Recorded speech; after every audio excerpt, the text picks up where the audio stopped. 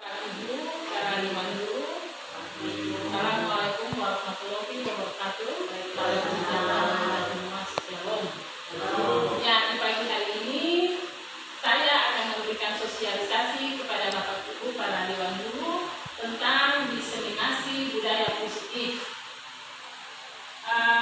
Saya adalah peserta calon guru kontrak SMA Negeri 55 Maluku Tengah, yang mana hari ini saya akan memberikan sosialisasi tentang budaya positif. Bapak Ibu sudah pasti tentu pernah mendengar tentang budaya positif. Kira-kira menurut Bapak Ibu, budaya positif itu apa, Bapak Ibu? Menyebar hal-hal yang baik. Ya, melakukan hal-hal yang baik. Ada lagi yang lain? Budaya untuk melakukan sifat atau perilaku yang baik. Budaya untuk melakukan suatu sifat yang baik. Ya, benar. Apa yang disampaikan oleh Ibu Guru tadi, bahwa budaya positif adalah perilaku atau sikap-sikap yang dilakukan, yang ditunjukkan oleh Bapak Ibu para dewan guru, oleh para murid semua yang berperilaku positif. Budaya positif di sekolah ialah nilai-nilai atau suatu keyakinan dan kebiasaan-kebiasaan yang sekolah gunakan, ya, kepada murid agar murid itu dapat berkembang menjadi suatu pribadi yang kritis, penuh hormat dan bertanggung jawab. Bapak Ibu, para dewan guru sekalian, budaya positif ini tentunya kita harus terapkan ini bagi murid-murid kita. Tetapi para dewan guru adalah cermin yang harus ditiru oleh murid-murid. Jadi perilaku positif yang ditunjukkan oleh Bapak Ibu para dewan guru akan dicontohi, akan diteladani oleh murid-murid kita. Hal ini sejalan dengan filosofi pemikiran Ki Hajar Dewantara, yaitu pembelajaran di sekolah harus dapat membawa murid memperoleh kebahagiaan yang setinggi-tingginya melalui merdeka belajar. Salah satu cara yang dilakukan dengan membangun budaya positif. Budaya positif di sekolah dapat dibangun dengan membentuk keyakinan kelas dan menerapkan segitiga restitusi. Dengan adanya keyakinan Bapak Ibu, maka semua akan mengupayakan untuk menjalankan sebagai langkah awal membangun budaya positif di sekolah. Dan dengan penerapan keyakinan kelas, peraturan-peraturan sekolah yang sudah diberikan oleh sekolah kepada murid, sehingga dapat dilakukan dan dapat membimbing murid itu bisa berdisiplin positif agar menjadi murid yang merdeka. Yang berikut kita lihat Bapak Ibu, next. Ya, di sini Bapak Ibu, budaya positif, ya, kita lihat bahwa ada nilai-nilai kebijakan dalam profil pelajar Pancasila dan ada teori motivasi. Nah, ada beberapa langkah yang harus kita lakukan, ya, di lembaga SMA Negeri 55 Maluku Tengah. Next, lanjut. Ya Bapak Ibu, pembelajaran pertama, ya, yang pernah sudah kita lakukan, yaitu disiplin positif dan nilai-nilai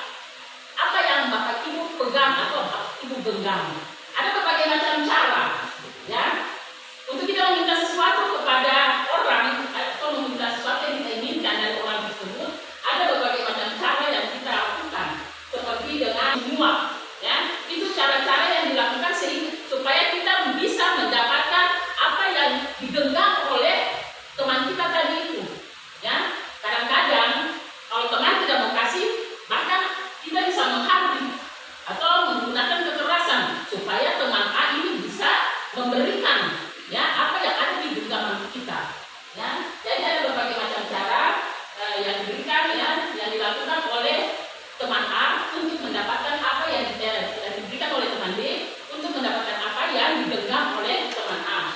Lalu bagaimana Bapak Ibu yang terjadi jika kita menggunakan kata mengancam, ya, kita menggunakan kata menghardik atau merayu? Sebenarnya untuk memiliki apa yang digenggam oleh teman A ini, apa yang harus kita lakukan? Apa yang harus kita gunakan supaya teman A bisa memberikan apa yang digenggam oleh teman A? Apakah dengan cara menghardik bisa, ya, teman A bisa memberikan sesuatu yang dia genggam? Apa dengan cara merayu bisa sehingga teman A bisa memberikan sesuatu yang dia genggam? Ataukah dengan cara menyuap atau menyogok, Bapak Ibu? Ya, ini adalah cara-cara yang memang yang seringkali kita sering gunakan tanpa kita sadari. Kita sering gunakan dalam kehidupan kita hari lepas hari untuk mendapatkan sesuatu yang kita inginkan, ya, yang digenggam oleh orang lain. Berbagai macam cara kita lakukan, ya. Ada juga dengan cara merampas, bahkan ya merampas juga bukan cara merampas dengan sikat atau apa, tapi dengan kata-kata juga itu merupakan suatu cara merampas. Ya, berikut kita lihat Bapak Ibu, ya, ini adalah suatu ilustrasi atau mikonsepsi, ya. Ada 4 cara, yaitu guru mengontrol murid, penguatan dan efektif dan bermanfaat, kritik membuat rasa bersalah dan menguatkan karakter, terus orang dewasa punya hak untuk memaksa.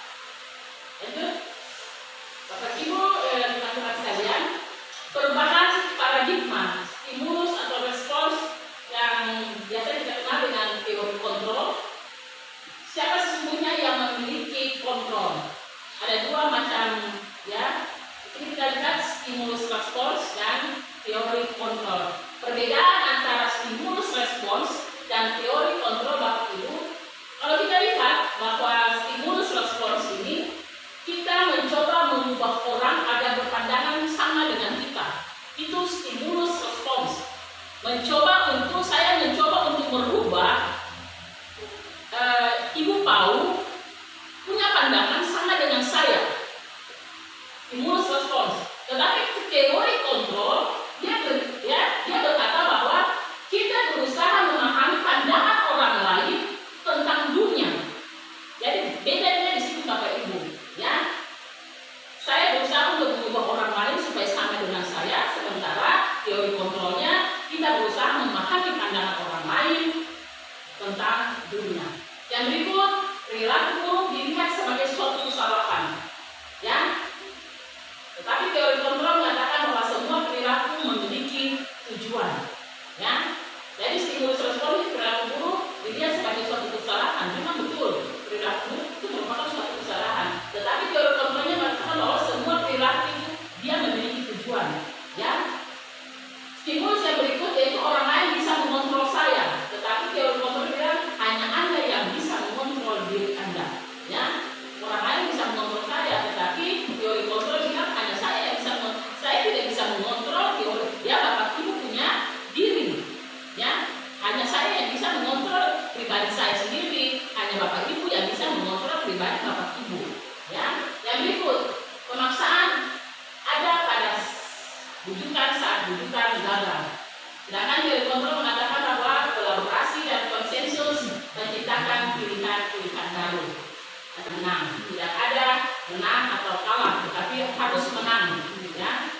Yang berikut, kontrol atau teori pilihan yang dituangkan oleh Dr. William Glasser, yang mana ada 4 teori yang beliau putuskan, yaitu Anda tidak bisa mengontrol orang lain, seperti apa yang tadi saya sampaikan bahwa kita tidak bisa mengontrol orang lain, tetapi yang bisa mengontrol kita hanyalah diri kita sendiri. Yang kedua, semua perilaku memiliki suatu tujuan. Yang ketiga, model berpikir menang-menang dan kolaborasi dan konsensus menciptakan pilihan. Sedangkan yang terakhir, teori yang terakhir merupakan realitas dunia. Setiap orang memiliki gambaran yang berbeda. Bapak Ibu, para teori sekalian, kita lihat teori yang pertama. Ya, Anda tidak mengontrol diri Anda. belajar kontrol diri dengan melalui potensi agar tercapai tujuan mulia, yaitu sesuatu menjadi seseorang yang kita inginkan berdasarkan nilai-nilai yang kita hargai. Nah, kita lihat yang berikut, teori motivasi. Teori motivasi ini ada 3 bagian, yaitu untuk menghindari hukuman, yang kedua untuk mendapatkan imbalan, dan yang ketiga untuk menghargai diri sendiri.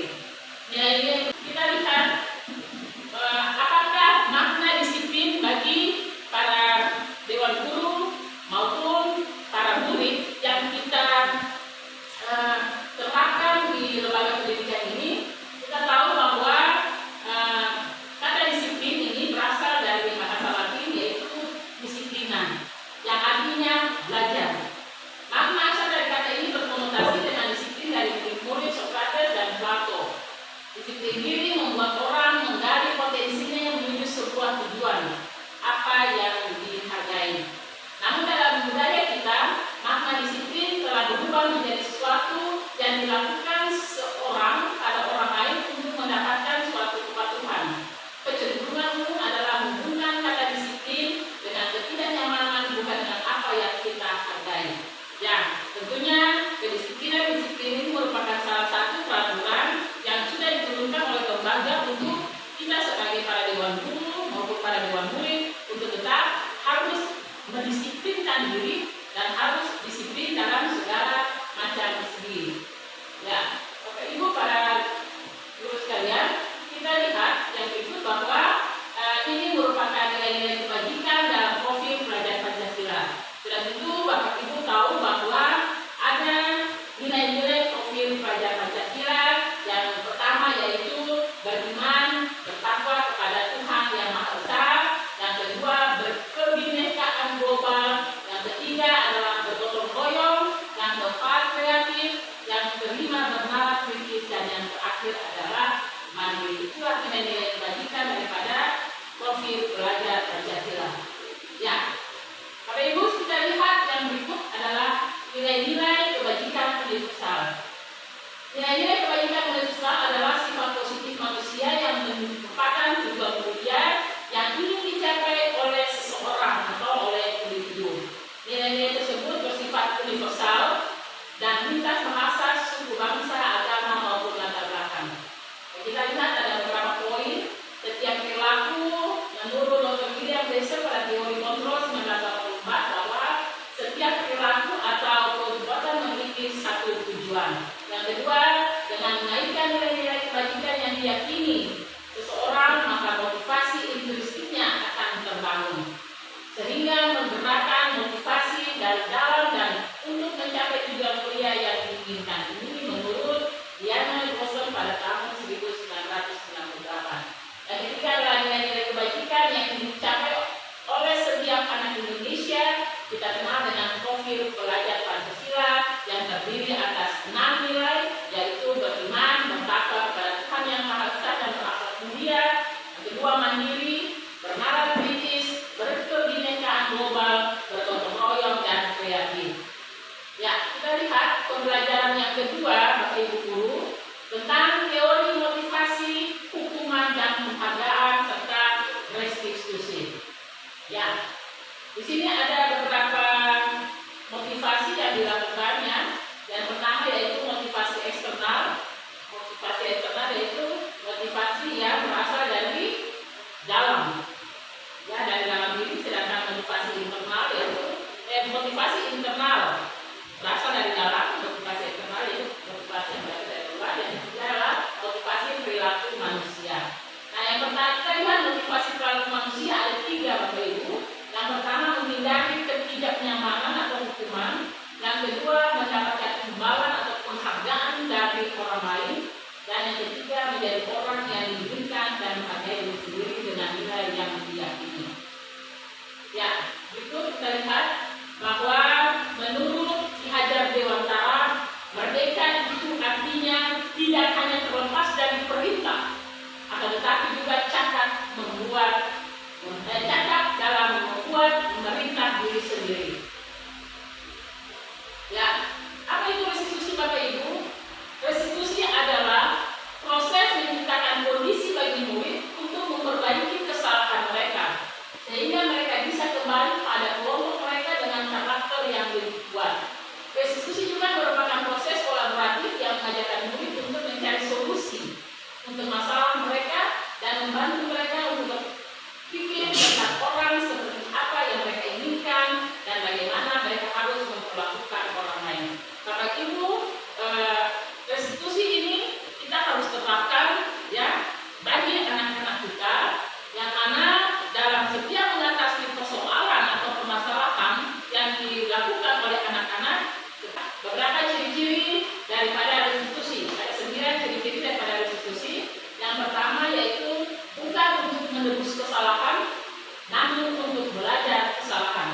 kedua, memperbaiki hubungan. Yang ketiga, tawaran bukan paksaan. Restitusi menuntut untuk melihat ke dalam diri. Restitusi mencari kebutuhan dasar yang mendasari tindakan. Dan enam, restitusi diri adalah cara yang paling baik. Restitusi fokus pada karakter bukan tindakan. Restitusi fokus pada solusi. Restitusi mengembalikan murid yang berbuat salah pada kelompoknya. Ya, kita berpindah pada pembelajaran yang ketiga Bapak Ibu, yaitu tentang keyakinan kelas. Keyakinan kelas ini Bapak Ibu adalah suatu peraturan yang sudah diturunkan oleh sekolah. Ya, kita kembali lagi meyakini peraturan-peraturan tersebut lewat keyakinan kelas yang sudah kita lakukan di kelas kita masing-masing. Ya, kita lihat keyakinan kelas ini Bapak Ibu, mengapa tidak peraturan saja? Mengapa harus ada keyakinan kelas? Ya Bapak Ibu, di sini ditanyakan, mengapa tidak peraturan saja Bapak Ibu? Kenapa harus ada keyakinan kelas juga? Ya, kita lihat bahwa mengapa kita memiliki peraturan harus menggunakan helm bila mengendarai roda 2? Ya, itu merupakan suatu peraturan ataukah merupakan suatu keyakinan Bapak Ibu? Peraturan. Ya, peraturan harus menggunakan helm jika kita mengendarai kendaraan roda 2, itu merupakan suatu peraturan. Peraturan yang berikut, mengapa kita memiliki peraturan 3M? Menggunakan masker, mencuci tangan, dan menjaga jarak 1,5 meter. Lalu peraturan yang ketiga sebagai contoh, mengapa kita memiliki peraturan harus datang tepat waktu pada saat mengikuti pelatihan. Nah, untuk mendukung motivasi intrinsik, kembali ke nilai-nilai keyakinan yang kita yakini lebih menggerakkan seseorang dibandingkan mengikuti serangkaian peraturan-peraturan. Ya, lanjut kita lihat Bapak Ibu bahwa ini ada peraturan-peraturan kelas yang dituangkan lewat budaya positif, lingkungan positif, dan keyakinan kelas. Ya, selanjutnya yang mana yang merupakan keyakinan kelas? Ya, tadi Bapak Ibu sudah lihat ada 3 contoh yang saya sudah berikan. Mengapa harus menggunakan helm pada saat mengendarai kendaraan roda 2, itu merupakan suatu peraturan. Kita harus melaksanakan 3M, itu juga merupakan suatu peraturan. Nah, ini adalah suatu keyakinan, ya, keyakinan kelas yang kita tuangkan dalam suatu kesepakatan kelas. Tentunya Bapak Ibu para dewan guru semua, ya, sebelum memulai pelajaran ada kesepakatan yang Bapak Ibu sudah buat antara Bapak Ibu dengan anak-anak, menjaga kebersihan sekolah, terus berdoa sebelum dan sesudah kegiatan, lalu yang berikut aktif dalam pembelajaran serta tertib Bapak Ibu. Nah, kesempatan kelas ini kami guru dan murid yang saling menyayangi, kami murid yang semangat belajar, dan kami murid yang peduli dengan teman-teman. Bapak Ibu, kesepakatan yang kelas yang kita bangun di sini ada banyak kesepakatan yang kita buat. Tentunya ini merupakan salah satu contoh yang saya ambil kesepakatan kelas. Bapak Ibu pasti punya kesepakatan kelas dengan anak-anak Bapak Ibu sendiri lewat mata pelajaran yang Bapak Ibu berikan di kelas kepada anak-anak. Bisa saja kesepakatan kelas yang Bapak Ibu lakukan lewat anak-anak, misalnya ketepatan waktu dalam membuat tugas atau PR, ketepatan waktu dalam mengumpulkan tugas, itu salah satu kesepakatan antara Bapak Ibu dengan siswa. Mungkin ada contoh lain yang bisa Bapak Ibu sebutkan, salah satu kesepakatan yang Bapak Ibu sudah pernah membangun dengan anak-anak. Ada Bapak Ibu kesepakatan? Coba Ibu Ima, silakan. Tugas yang diberikan apabila tidak dilaksanakan maka akan ada sanksi-sanksi. Ya, jika tugas tidak diberikan maka ada sanksi. Ya, itu kesepakatan yang dibuat oleh Ibu Ima dengan siswa. Jika tugas tidak dibuat akan ada sanksi. Yang berikut, mungkin Pak Gran ada kesepakatan yang dibuat?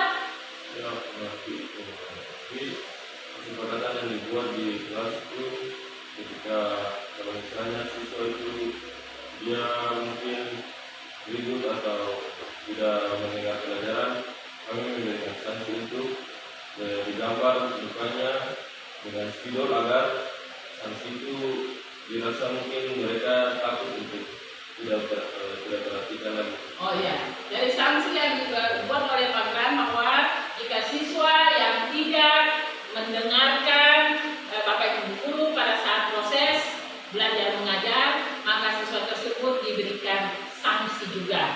Ya, itu adalah kesepakatan yang memang saya yakini bahwa Bapak Ibu sudah membuat kesepakatan dan keyakinan kelas oleh para murid-murid. Berikut Bapak Ibu kita lihat bahwa ini adalah kegiatan-kegiatan pendalaman keyakinan kelas yang dituangkan dalam tabel D dan D. Ya, di sini kalau tabel D yaitu tentang bekerja format. Ya, kalau tabel D sana ya sama. Kita lihat bahwa kalau format kami meyakini bahwa sangat penting untuk menghormati semua orang dan barang milik orang lain.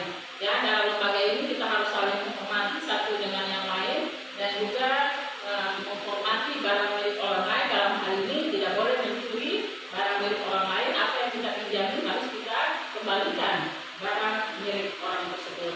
Yang kedua, bekerja. Kami meyakini bahwa sangat penting untuk mengerjakan segala pekerjaan atau mengikuti kegiatan-kegiatan yang ditugaskan.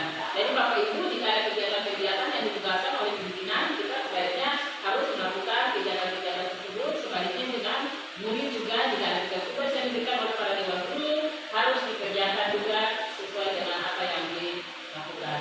Yang berikut, diterima dan dimiliki. Kami meyakini bahwa sangat penting untuk merasa diterima pada suatu kelompok dan saling peduli satu dengan yang lain, Bapak Ibu. Ya, lanjut kita lihat Bapak Ibu. Di sini kegiatan-kegiatan pendalaman keyakinan kelas berikut yaitu kalau tabel Y ada terdengar, terlihat dan berperilaku. Kita lihat kalau format terdengar, satu orang berbicara,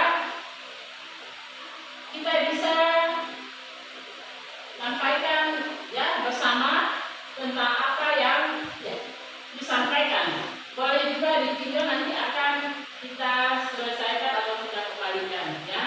Yang kedua yaitu terlihat bagaimana menghadapi persiapan orang lain, memegang barang orang lain hanya dengan ya atau mendengarkan dengan seksama, sementara berbuat baik dan saling berbagi. Ini adalah beberapa, lihat kita contoh tampak seperti format tampak sepertinya datang tepat waktu ya. Tampaknya seperti datang tepat waktu. Kalau kata tidak tampak bahwa sering hadir terlambat. Ya. Yang berikut menyapa senang dengan guru setiap hari. Tampaknya menyapa teman dengan guru setiap hari.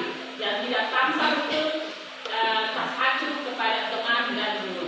Ini adalah beberapa contoh daripada kegiatan-kegiatan Bapak Ibu tentang pendalaman keyakinan kelas dari tabel D dan tabel D. Berikut kita berpindah pada peraturan dan keyakinan.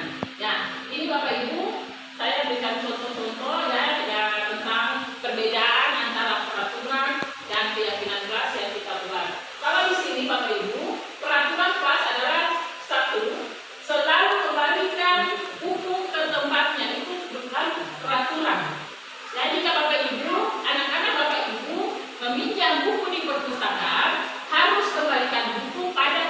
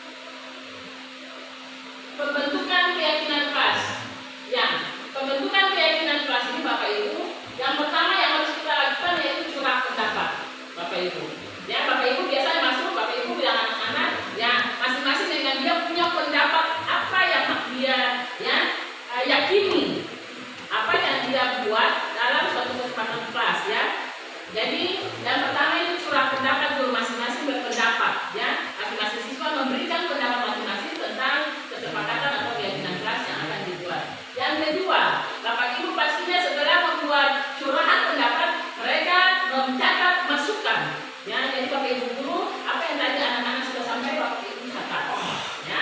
Tentang keyakinan-keyakinan itu Bapak Ibu catat. Dan yang ketiga, susun keyakinan kelas dengan kalimat yang positif.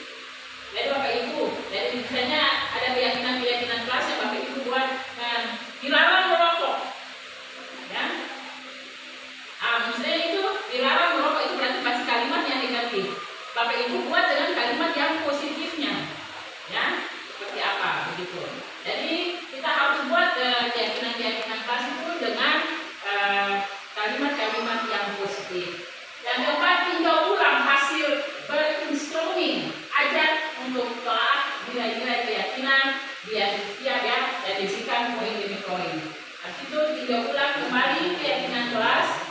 Lalu yang berikut review akhir dan menyepakati komitmen. Biasanya kita sudah buat semua kesepakatan kelas, maka kita akan buat review.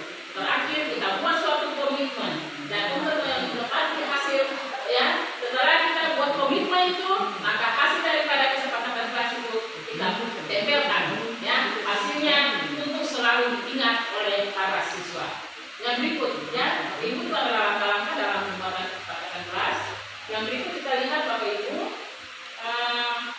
ya, perubahan pada modul 1.4 angkatannya, penambahan materi pada buku penghargaan yang semula ada 5, hasil riset menjadi 8.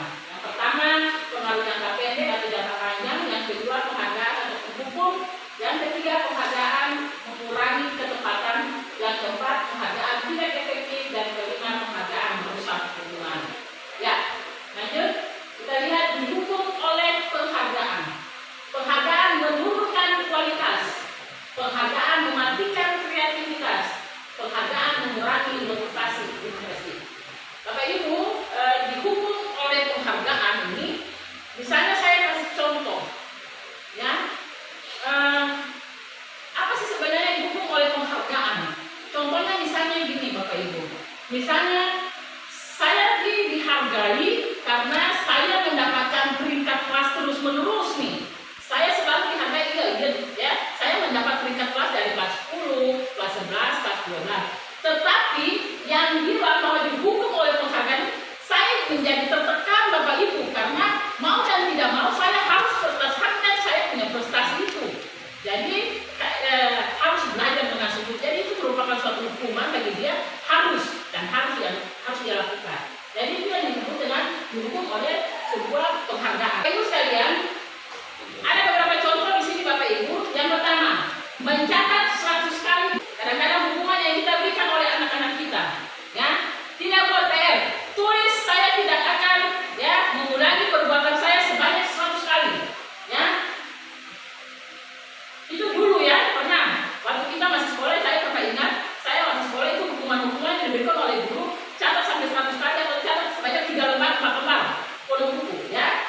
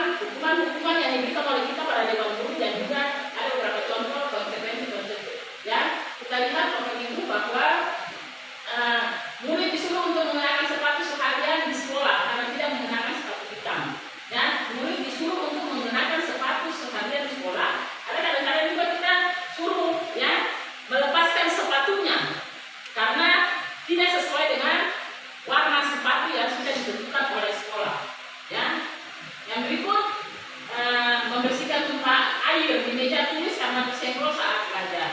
Ya, itu merupakan suatu konsekuensi. Apa yang Anda lakukan, konsekuensinya Anda harus membersihkan meja yang tadi Anda tumpahkan minuman tersebut. Yang berikut kita lihat, Bapak Ibu, tentang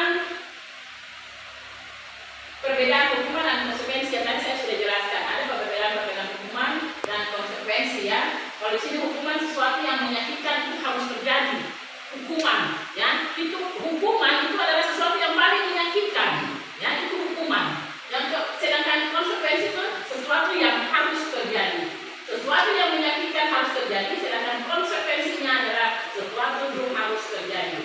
Jadi ada perbedaan Bapak Ibu. Kita lihat yang berikut, anak membenci disiplin.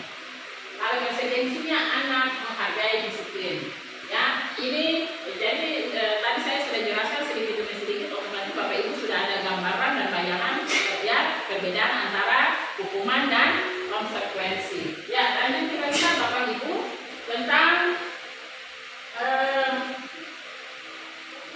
selanjutnya kita lihat tentang identitas gagal. Ya, ada identitas gagal, ada apa harus terjadi dan restitusi merupakan pilihan. Ya, ini ada beberapa contoh. Nanti materi ini akan kita perbanyak, yang saya perbanyak dan saya akan bagikan kepada Bapak Ibu sekalian. Yang berikut kita lihat lagi tentang pembelajaran keempat, yaitu kebutuhan dasar manusia yang berkualitas. Bapak Ibu, materi pembelajaran ini menggambarkan tentang kebutuhan dasar manusia. Manusia tentunya mempunyai suatu kebutuhan dasar. Setiap manusia mempunyai kebutuhan dasar yang berbeda-beda. Ya, tetapi yang paling penting kebutuhan dasar manusia yaitu untuk bertahan hidup. Ya, bertahan hidup. Dalam hal ini kasih sayang dan merasa diterima. Yang kedua penguasaan. Yang ketiga kesenangan dan yang keempat adalah kebebasan. Kita lihat yang berikutnya yaitu tentang 5 posisi kontrol. Ya, 5 posisi kontrol Bapak Ibu. Ada identitas gagal, identitas berhasil, dan identitas berhasil sukses atau kontrol diri. Ya, ada kontrol dari luar, kontrol dari dalam diri, dan kontrol ya identitas gagal. Di sini guru bisa berbuat. Ya, ada beberapa tabel yang saya lakukan. Ya, nanti kita lihat. Ya, saya akan perbanyak materinya Bapak Ibu. Nanti kita silakan Bapak Ibu membacakan poin demi poin saja. Ya. Lanjut kita lihat yang berikut adalah bergerak antara peraturan pemantau, konsekuensi atau hadiah, dan nilai-nilai manajer atau perbaikan. Ya, kalau kamu tidak, maka saya akan ya. Kadang-kadang sebagai Bapak Ibu guru, kalau kamu tidak membuat tugas, maka saya akan titik-titik. Ya Bapak Ibu ya. Jadi kalau kamu tidak titik-titik, maka saya akan titik. Ya. Bapak Ibu sering kali menggunakan kalimat itu. Diberi hukuman untuk membuat tidak nyaman. Jadi anak merasa tidak nyaman dengan apa yang tadi Bapak Ibu katakan. Jadi seakan-akan anak merasa terancam. Anak merasa bahwa anak disiksa. Dengan kata-kata yang tadi saya sampaikan, bukan saja merasa atau ya dilakukan dengan sikap atau fisik, tapi dengan kalimat itu juga merupakan kekerasan yang memang dirasakan oleh anak tidak nyaman. Ya, kalau kamu tidak buat ini maka saya, kalau kamu tidak begini maka saya begitu. Jadi inilah diberi hukuman untuk membuat anak tidak nyaman. Tetapi apa yang kamu yakini, bagaimana untuk memperbaiki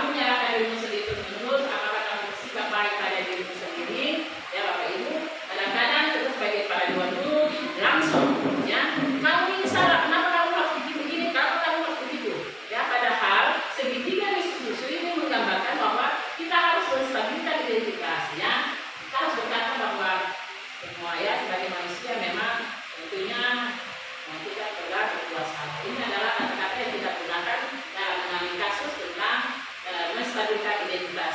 Yang berikut, ya, validasi kebutuhan. Guru berkata bahwa kamu bisa saja melakukan hal yang lebih buruk, tapi kamu tidak tahu, ya, tidak melakukannya, kan?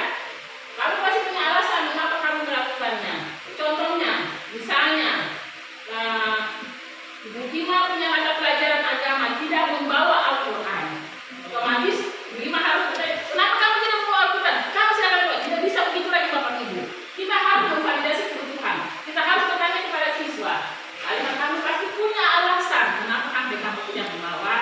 Jadi karena kita langsung, kita tidak boleh langsung memfonis anak diberi hukuman, tidak boleh Bapak Ibu. Tetapi kita harus menanyakan bahwa pasti dia punya alasan kenapa sampai dia tidak membawa Al-Quran, kenapa dia punya alasan sampai kita beri terlambat. Jadi sebagai para dewan guru, sebaiknya kita tanyakan dulu kepada anak alasannya kenapa sampai dia begini dan dia begitu Bapak Ibu. Berikut, ya, tentang menanyakan keyakinan. Guru berkata, kamu ingin jadi anak seperti apa? Ya, apa yang kamu rasakan ketika kamu lakukan itu?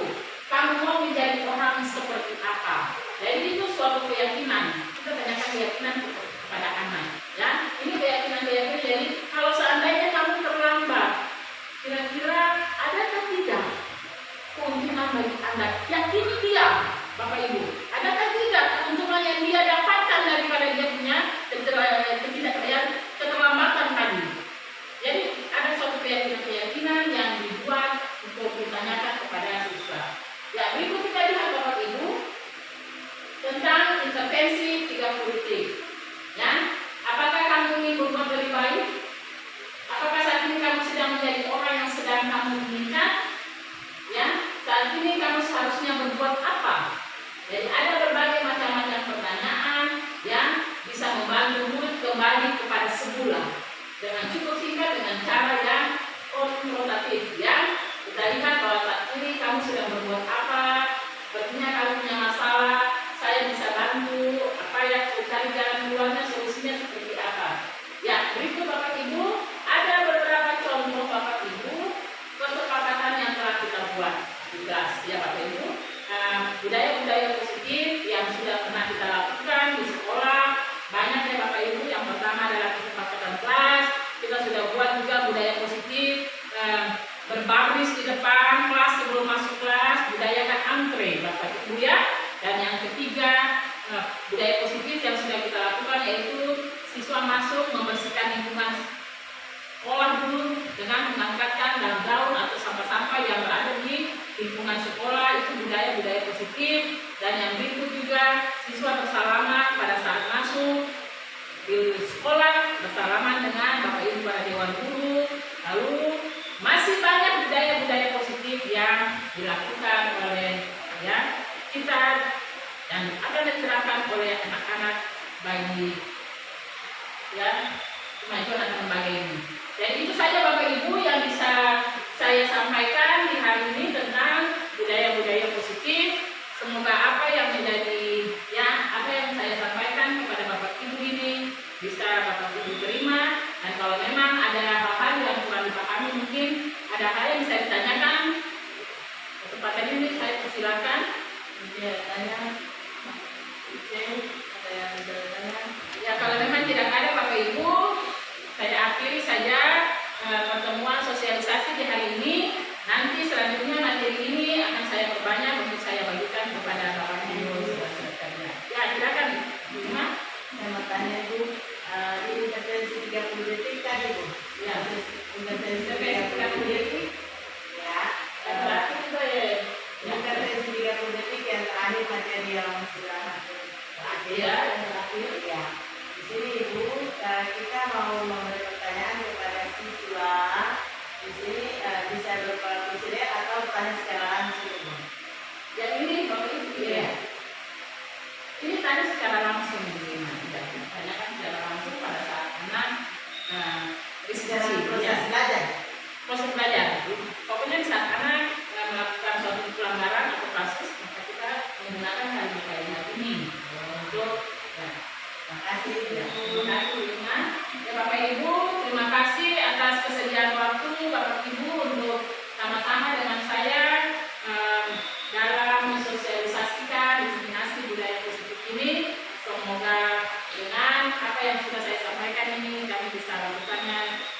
kehidupan kami dan beberapa kali pada saat kegiatan proses belajar mengajar di sekolah, dan kami bisa terapkan bagi anak-anak kami ke depan.